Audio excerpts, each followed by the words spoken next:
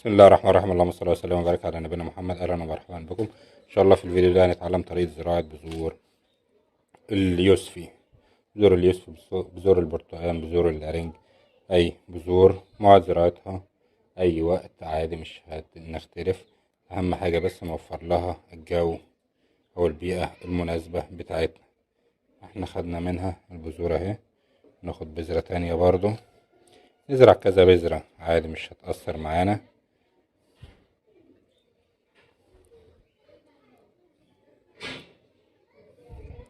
وادي البذور بتاعتنا اهي.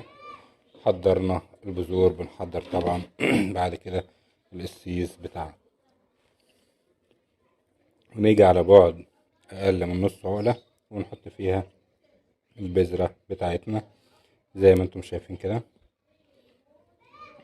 نتأكد ان احنا غطيناها كويس. بعد كده المية مهمة جدا، ونتأكد بعد ما نحط المية ان هي جات عليها، ان هي وصلت لها للتربة كلها المية. بعدين بنغطيها بكيس، اي كيس بلاستيك عندنا لحد ما يبدأ يطلع البرام. لو الجو ساقع، لو الجو بالنهار صيف شوية او حرارة جديدة، يبقى لازم نستنى عليه، نكشف عليها بالنهار ونغطي بالليل. تابعونا ان شاء الله لنهاية الفيديو وهنشوف النتيجة بتاعتنا.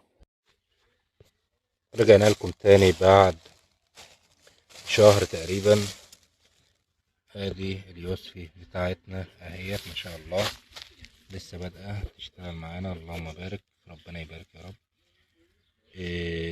زراعتها سهله جدا، اهم حاجه البذره، وطبعا التربه مهمه جدا. لو التربه معانا كويسه ان شاء الله بتشتغل معانا على طول. وكمان الكيس البلاستيك لازم برضه نغطيها كويس، ولازم نتابعها بالري بانتظام. في النهايه اتمنى تكونوا استفدتم من الفيديو. شكرا لمتابعتنا، وان شاء الله نتعلم كل ما هو جديد في عالم الزراعة. شكرا، مع قناتكم قناة زراعة بسيطة. السلام عليكم ورحمة الله وبركاته.